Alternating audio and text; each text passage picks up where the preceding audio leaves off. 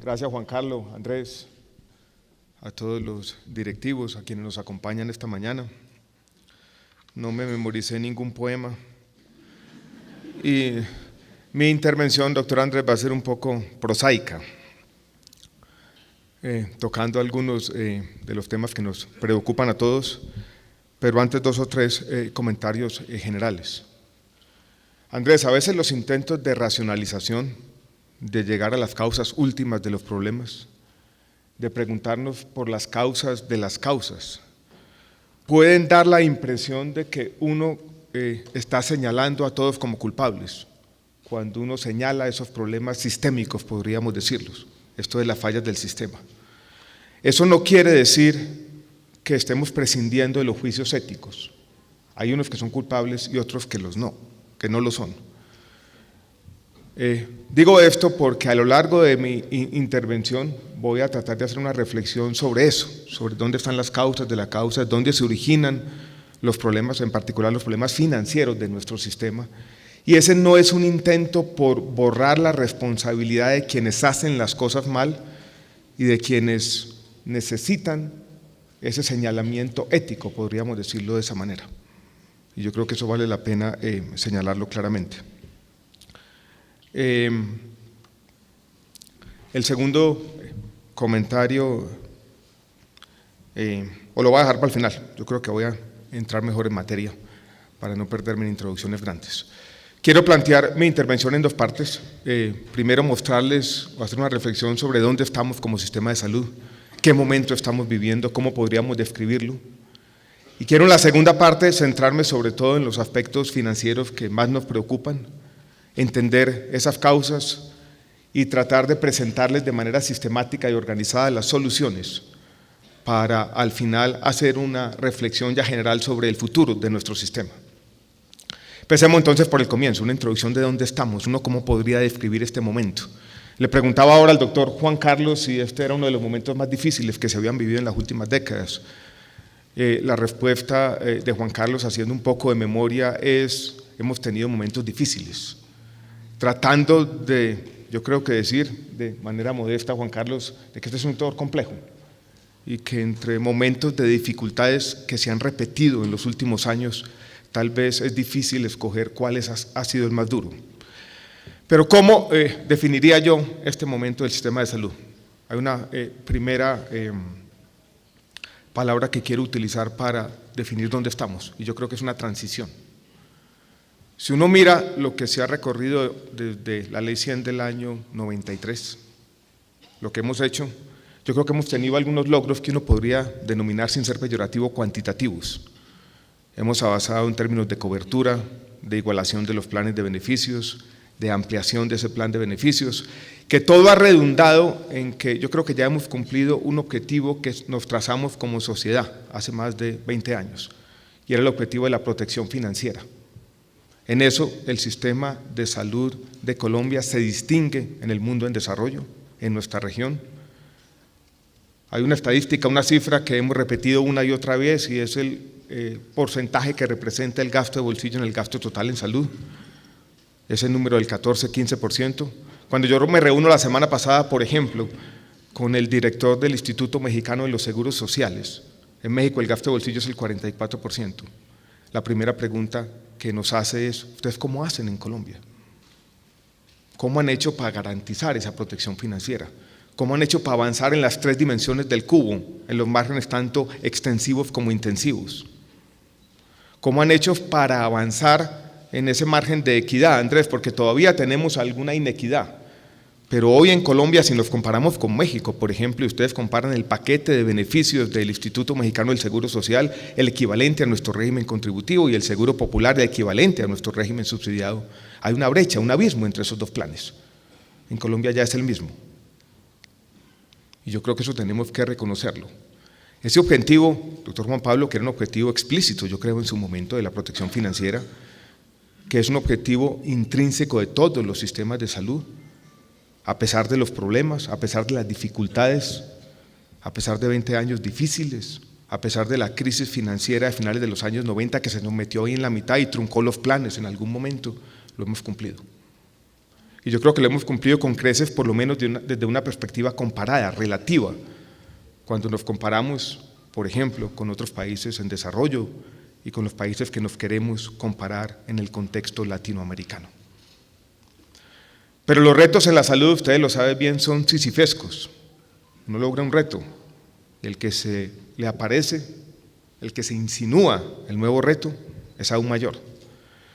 Y yo creo que la ley estatutaria nos plantea unos retos de otra dimensión, más cualitativos que cuantitativos.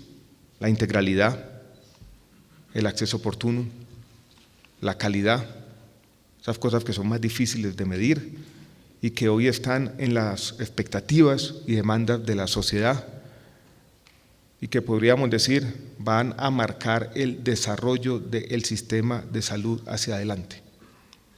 Entonces podríamos decir que ese reto de protección financiera de la Ley 100 lo tenemos que seguir consolidando, pero ahí está, ya listo. Y hay otros principios establecidos en la jurisprudencia primero de la Corte Constitucional y después en la ley estatutaria, la Ley 1753, ahí plasmados, que nos plantean esa transición hacia un modelo que necesariamente es distinto.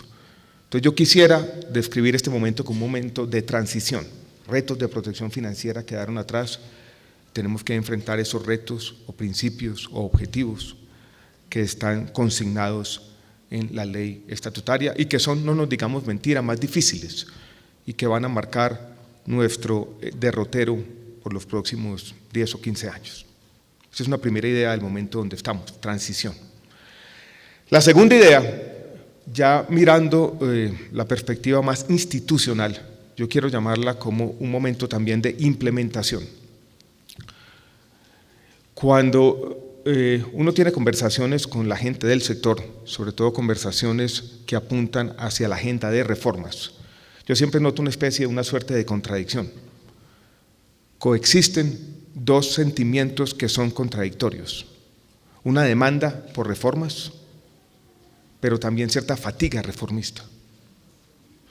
Cierto entendimiento ya más o menos compartido de que las leyes no nos van a resolver per se los problemas del sistema de salud.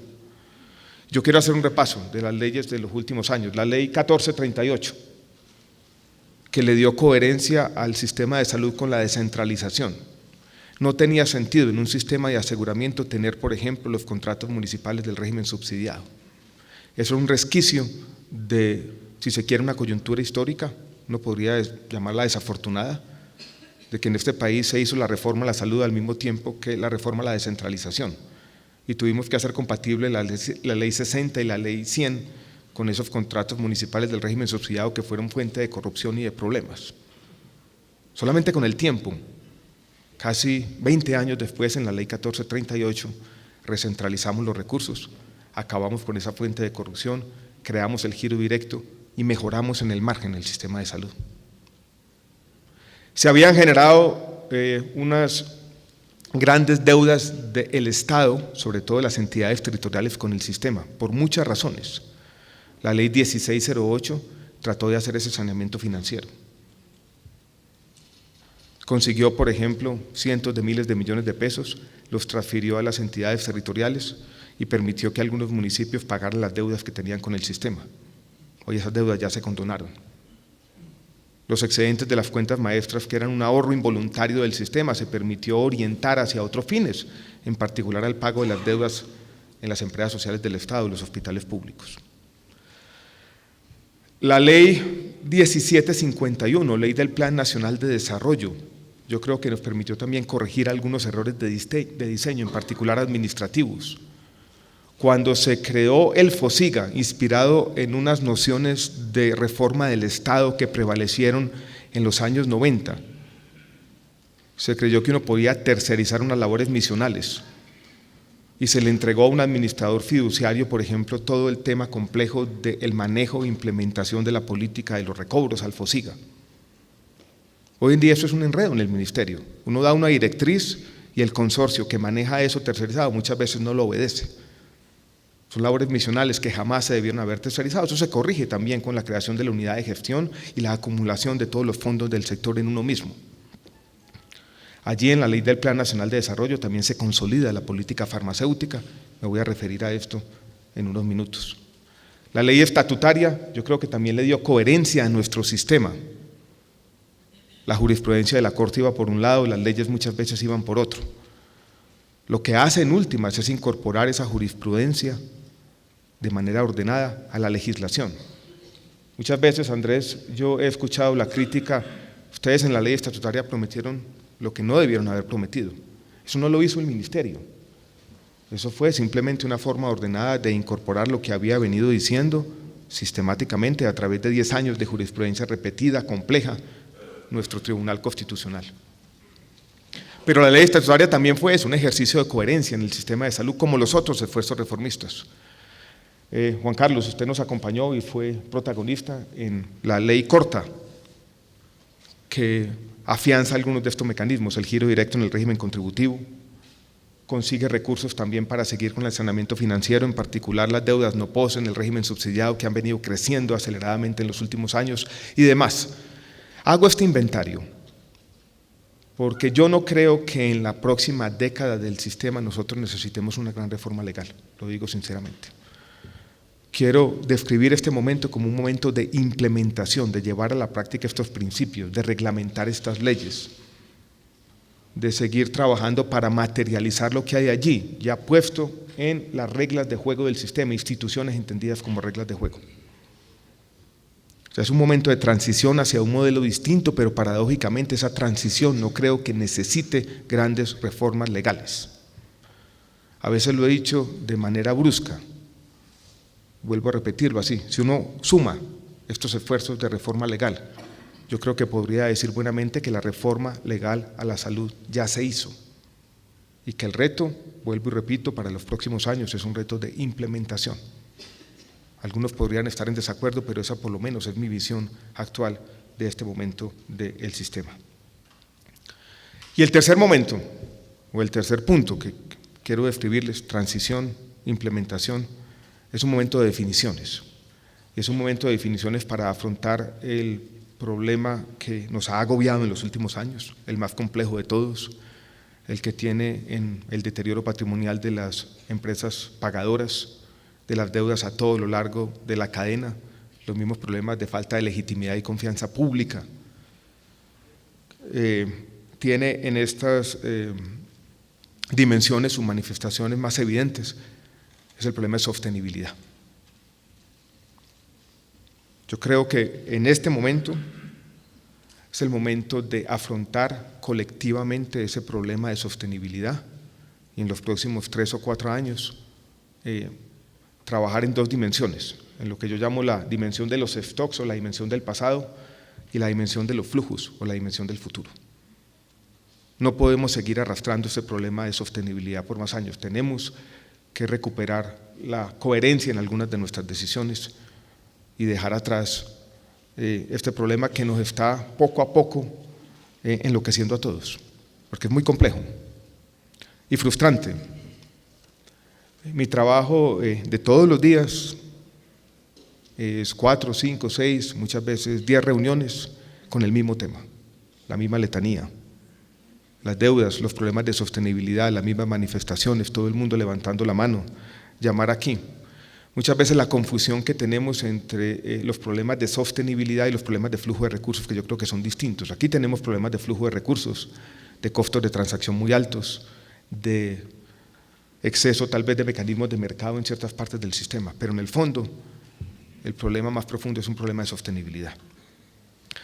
Que yo, sin decir que todos somos culpables, cuando hacemos una reflexión sobre, bueno, ¿de dónde viene el problema de sostenibilidad? ¿Cuál es la causa de las causas?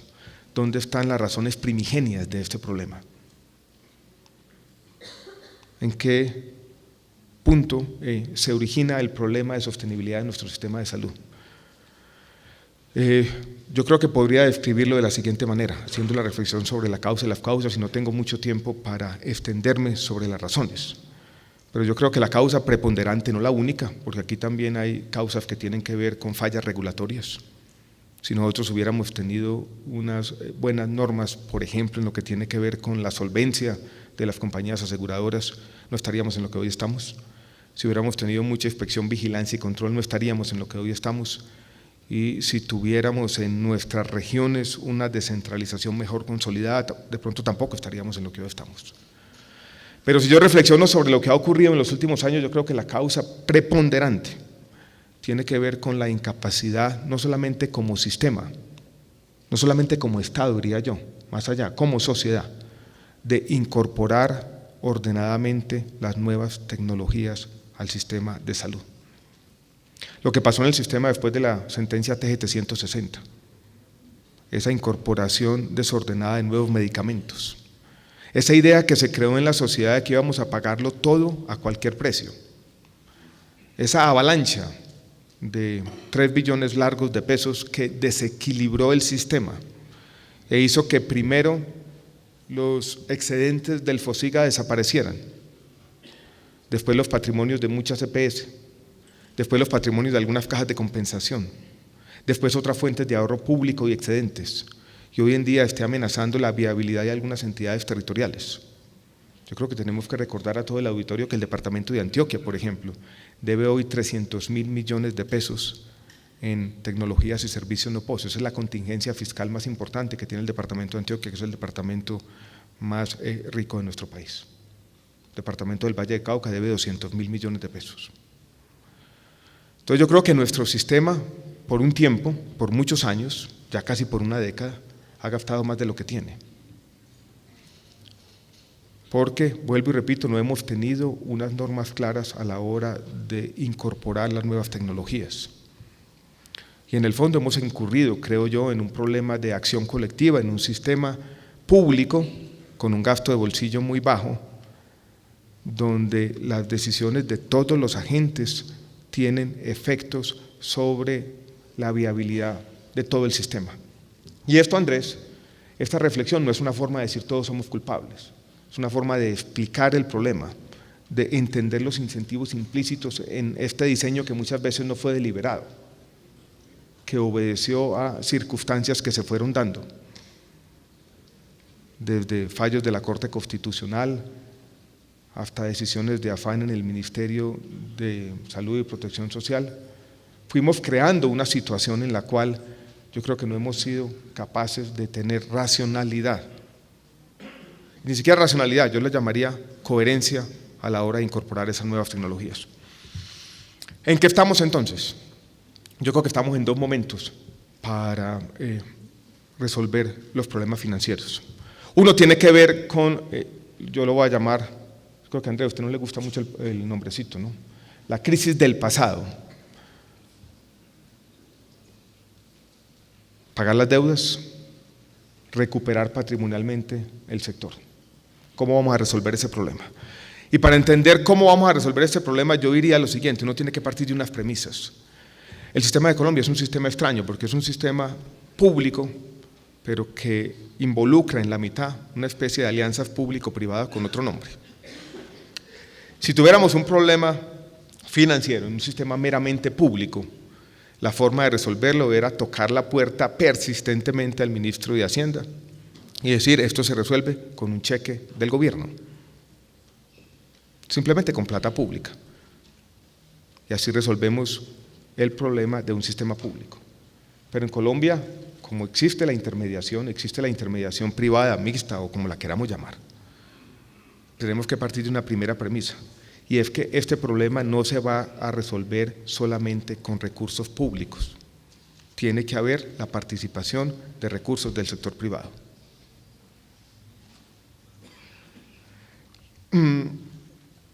Y también, tal vez el punto más difícil, más complejo, es que tenemos que ser conscientes. Una vez decimos que no se va a resolver solamente con un cheque que salga del Ministerio de Hacienda, de que esto va a tomar algunos años.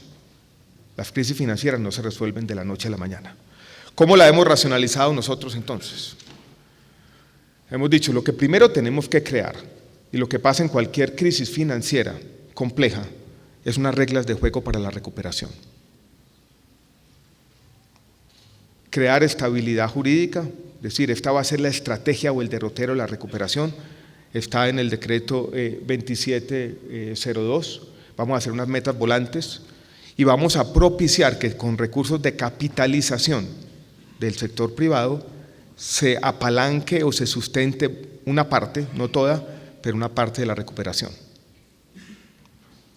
Recuerden, para la recuperación nosotros estamos pidiendo que un valor cercano a los 5 billones de pesos para que se dé el fortalecimiento patrimonial del sector venga en buena medida del sector privado. Y eso necesita seguridad jurídica, eso necesita reglas claras. Y ahí es donde yo, Andrés, he tenido con Juan Carlos no una diferencia, sino muchas veces yo planteo lo siguiente: en un momento de crisis financieras, cuando uno plantea la necesidad de recursos privados importantes para la recuperación, yo creo que uno no puede en ese mismo momento decir yo voy a ir al Congreso a poner en juego la viabilidad de las empresas que yo les estoy diciendo que capitalicen 5 billones de pesos. Hacer eso sería entrar en una contradicción y sería, yo creo, que de pronto arriesgar a una gran crisis sistémica.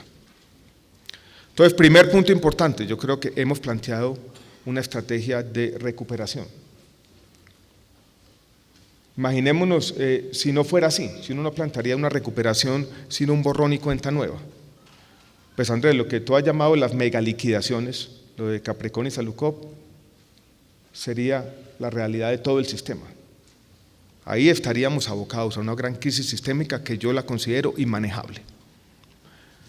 Todo lo que hemos hecho simplemente es plantear esa ruta, es lo único que uno puede hacer. Vamos a dar 7 años, vamos a plantear unas metas volantes, vamos a acompañar este proceso. ¿Y cómo lo vamos a acompañar? Necesitamos mayores recursos, no solamente del sector privado, sino de otras fuentes. Lo que nosotros hemos hecho, por ejemplo, cuando permitimos en el Plan Nacional de Desarrollo que las cajas de compensación familiar con recursos del 4%, estos con recursos públicos, puedan apalancar este proceso de recuperación, estos puedan capitalizar, equivale a eso, simplemente a traer recursos distintos a los recursos del sistema para la recuperación. Cuando decimos en las diferentes instancias vamos a pagar todas las deudas del NOPOS en un plazo corto, para que eso apalanque este proceso de recuperación, estamos trayendo recursos distintos a los recursos del sistema para la recuperación. Cuando el Congreso dice hay 500.000 millones de pesos para pagar deudas de Caprecon como cuota inicial, no es lo único, es una primera cuota, estamos haciendo lo propio. Cuando nosotros decimos vamos a poner 200.000 millones de pesos en Cafesalud para que pague deudas, estamos haciendo lo propio. Cuando decimos vamos a pensar en una operación similar financiera en Sabiasalud de 50.000 millones de pesos, también para que se afiance patrimonialmente y se recupere y pague las deudas, estamos haciendo lo propio, estamos colaborando para este fortalecimiento patrimonial del sector con recursos que en este caso son recursos públicos, en algunos casos recursos del sistema, en otros casos recursos de la nación, del presupuesto general en particular. Esto es, unas reglas claras y conseguir recursos para ir afianzando, sustentando este proceso de recuperación patrimonial. Mientras tanto, como las angustias de liquidez son tan grandes, tenemos que tener como puente algunos mecanismos que puedo reconocer se han quedado cortos para ir resolviendo a las instituciones más vulnerables, más expuestas a algunas de las liquidaciones, los problemas de liquidez. Y ahí vienen, por ejemplo, los créditos de tasa compensada que hemos tenido en Findeter y vinieron antes los instrumentos de liquidez que se llaman compra de cartera. Todo eso acompañado, Andrés, de un ambiente, yo lo he querido llamar de confianza. Esto es de que exista entre todos los agentes del sector una idea de hacia dónde vamos, de en qué consiste esta estrategia, de cómo se está desplegando en el tiempo y que para que esto funcione, pues no todos, pero la mayoría, por lo menos se tenga confianza de que esta estrategia va a tener un resultado positivo, esto es que vamos a ser capaces de recuperarnos. Yo lo he llamado reglas claras, tiempo porque no va a ser inmediata, mecanismos de liquidez y confianza para salir de la crisis financiera del pasado, porque no se resuelve simplemente con un cheque que nos va a girar el ministro de Hacienda, porque así no va a ser. Entonces necesitamos recursos del Estado, pero también recursos del sector privado. Esa es la primera parte, pero yo creo que la crisis financiera, una segunda parte.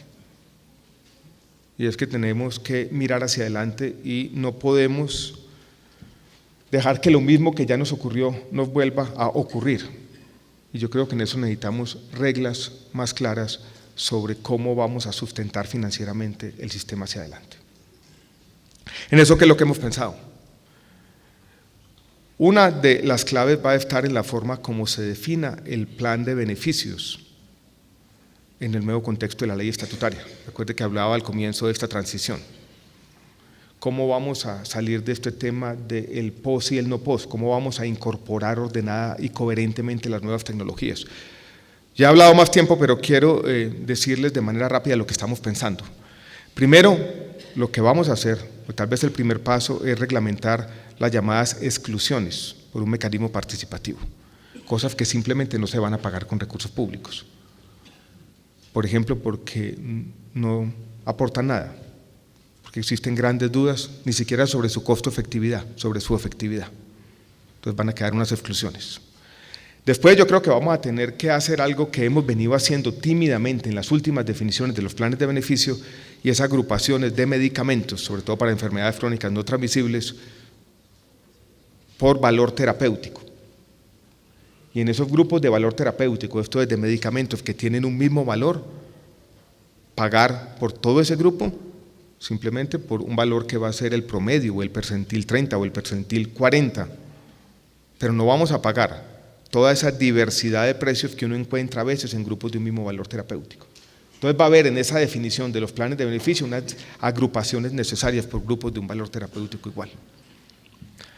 En los medicamentos donde uno no puede agruparlos, por ejemplo los oncológicos no pueden agruparse en grupos del mismo valor terapéutico, lo que vamos a hacer son evaluaciones de costo-efectividad simultáneas al registro sanitario que van a salir con una calificación. Ustedes podrían verlo 1, 2 y 3.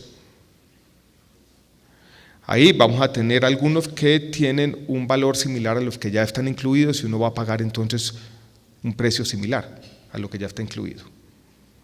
En los que están agregando algún valor vamos a tener negociaciones centralizadas de esos medicamentos, como lo hacen todos los países del mundo y como lo estipula también el Plan Nacional de Desarrollo. Coincidiendo con esto, con medicamentos de un mismo valor terapéutico, con las exclusiones que ya salieron, con los otros incorporados después de negociaciones centralizadas, vamos a necesitar necesariamente algo como un fondo de prestaciones excepcionales, donde vamos a tener en esencia aquellos medicamentos para enfermedades raras, hemofilia incluida, excluidos del aseguramiento, con diagnósticos centralizados y pagados en una red que va a controlar el Ministerio de Salud con una mayor rectoría de la que hoy se tiene. No voy a entrar en muchos detalles, pero la nueva definición del plan de beneficios tiene que garantizar la coherencia y la sostenibilidad a la hora de incorporar las nuevas tecnologías. Tiene que tener lo que yo he llamado también en otras instancias capacidad de discernimiento. No podemos volver al pasado donde lo pagábamos todo a cualquier precio. Y ese es un puntal para garantizar la coherencia del futuro. El otro tiene que ver con el modelo integral de atención en salud, que reconoce la heterogeneidad de nuestro país y que reconoce la necesidad de fortalecer las puertas de entrada al sistema. Que Andrés, tú hablabas de urgencias. Tiene razón a veces a la demonización que se hace de la atención de urgencias, pero yo creo que todos tenemos que ser conscientes de que esa no es la forma racional de acceder al sistema en muchos casos, y que en nuestra ciudad, en Medellín, esa paradoja tenemos que romperla, que uno va a las salas de urgencias de los hospitales de mayor complejidad, están atestadas, y uno va a la República de Metrosalud y espantan. Allí hay una irracionalidad. Y yo creo que el modelo integral de atención en salud y los diferentes espacios o ámbitos territoriales, tanto de ciudades grandes como de municipios intermedios, como de zonas más dispersas, trata de plantear una ruta de atención y de darle racionalidad. Y hacer algo que no hemos hecho y que yo creo que es una agenda también pendiente en lo que yo llamaba al comienzo de implementación, y es una habilitación técnica a las EPS para que hagan lo que tengan que hacer en los diferentes ámbitos y no coexistan todas esas formas diferentes, algunas ineficientes de hacer las cosas. Necesitamos, yo creo que como reto hacia adelante, y en eso yo creo que tenemos que acompañarlo, y lo hemos dicho muchas veces, mecanismos de pago diferentes también, que apunten a la mayor eficacia y racionalidad. Yo tampoco quiero demonizar el pago por evento completamente, pero todos sabemos los incentivos perversos que acompañan el pago por evento. Y también necesitamos hacia adelante mayores recursos. Nosotros le hemos hecho al Ministerio de Hacienda una propuesta, aquí la tengo cuantificada, de mayores recursos para sustentar la recuperación del sistema. Los mayores recursos que me refería al comienzo son stock, simplemente ahorros públicos para acompañar el fortalecimiento patrimonial.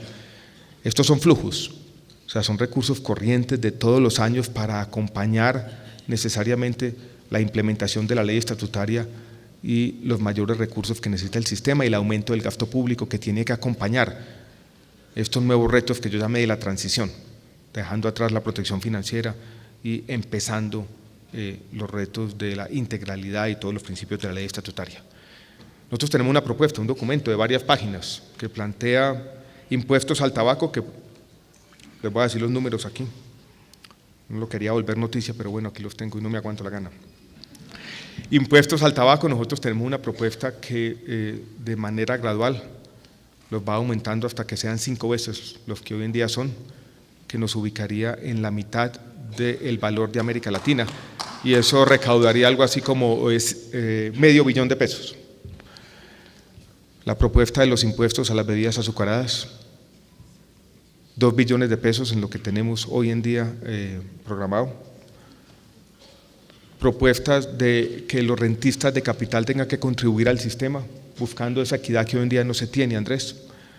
Y también yo creo que tenemos que aumentar las cotizaciones, no aumentando el porcentaje, sino yo creo que el país tiene que eliminar ese tope que hoy está en 25 salarios mínimos para quienes ganen más de 25 salarios mínimos puedan contribuir progresivamente más al sistema, porque recuerdan que a partir de 25 salarios mínimos ya la contribución no crece más. Quienes diseñaron la Ley 100 en su momento, yo creo que veían la cotización del 12% por quienes ganaban más de 25 salarios mínimos como un exceso de progresividad. Hoy en día ya no hay excesos de progresividad en nuestro sistema. Quienes pagan más tienen que contribuir más, a pesar de que tenemos un sistema que es bastante progresivo y equitativo en el financiamiento. Entonces, volviendo un poco atrás, dando este paso, tenemos 2 problemas. Se nos deterioraron los patrimonios y quedaron esas deudas acumuladas. Y como todo no lo vamos a resolver con un cheque público, nosotros tuvimos que plantear una estrategia de recuperación, de reglas claras, de certidumbre jurídica, de capitalización, con mecanismos de liquidez, mayores recursos del Estado y tratando de generar confianza o credibilidad de todos los actores en esa propuesta para salir de la crisis en algunos años, 5 o 6 o 7 años. Ahí se nos han atravesado problemas en la mitad, yo tengo que ser claro. Los traumatismos que hemos tenido, por ejemplo, con la puesta en marcha de Café Salud después de la liquidación de Saludcop, que son de una naturaleza administrativa, no los teníamos previsto y han sido muy complejos, y a pesar de que están en solución, yo creo que le han menoscabado la credibilidad a todo este proceso. Y en eso tenemos que ser conscientes, y uno tiene que ser, Andrés, permeable y maleable a la crítica. Estos puestos son difíciles porque la crítica es de todos los días y uno va adquiriendo cierta coraza y cierta actitud ultradefensiva. Entonces uno necesita quitarse la coraza, pero eso tiene que hacerse deliberadamente. Exponerse a la crítica todos los días no es fácil, pero tenemos que hacerlo y esa es nuestra labor. Pero hemos querido en todo caso plantear esto como una estrategia que tiene por lo menos cierta coherencia interna. Ustedes pueden no coincidir en la forma como se ha diagnosticado el problema, pero por lo menos lo que yo quisiera es que se reconociera que hay una ruta de recuperación para resolver el problema del pasado, que es el problema de las deudas y los patrimonios que quedaron menguados. Y hay también una estrategia pensada en la nueva definición del plan de beneficios, en los nuevos recursos que necesita el sistema, en los mecanismos de pago más eficientes y en la forma de tener un modelo de atención distinto que reconozca, para empezar, la heterogeneidad y las realidades distintas de nuestro país. Vuelvo con lo que comencé ya para terminar. Quisiera entonces dejarles el mensaje que yo creo que nuestro sistema está viviendo una coyuntura compleja, una etapa de transición donde tuvimos unos logros importantes, yo no quiero volver a repetirlos, incluso he sido en muchos otros escenarios muy insistente en los logros del pasado, no quise volver sobre eso, pero quisiera que entre todos reflexionáramos sobre dónde estamos hoy y dónde estábamos hace 20 años. Yo creo que los logros son evidentes. Yo lo he dicho en otros escenarios y lo repito hoy, creo que son los logros más importantes de nuestro país, hechos por ustedes, en buena medida, en los 25 años de nuestra Constitución política. Pero no podemos simplemente estar ahí, complacientes. Sabemos que los retos del futuro son más grandes. El momento de implementación, donde, Juan Carlos, hemos tenido algunas diferencias. Tú lo has dicho en otros escenarios que crees que una gran reforma todavía se necesita. Yo no creo, yo creo que sería una distracción, nos generaría incertidumbre jurídica, y yo creo que aquí, en las normas que tenemos, están sentadas las bases para construir el nuevo sistema que necesita el país. Y el tercer punto, tal vez el más complejo, y es colaborar entre todos para dejar atrás la crisis financiera, tanto la del pasado como para la del futuro. Yo quiero terminar con dos mensajes. Uno de esperanza. Viendo este sector, hablando con la gente, en mis interacciones diarias, en la etnografía de todos los días, yo, Andrés, tengo que ser optimista. Tenemos que ser capaces. Tenemos que ser capaces de proteger los logros sociales y de seguir construyendo a pesar de las dificultades. El país no espera menos de nosotros y yo creo que hacia allá tenemos que apuntar. Y el último mensaje es el de agradecimiento por el trabajo que hacen. Usted lo decía, Andrés, aquí la gran mayoría, el 99%, da lo mejor de sí en circunstancias que lo tenemos que aceptar. No son fáciles y no han sido fáciles en los últimos años. Entonces yo simplemente quisiera decirles de todo corazón, sin retórica barata ni palabras vacías, gracias, la verdad, por hacer de nuestro país un país más decente, más digno, más justo, en medio de las dificultades. Muchas gracias a todos.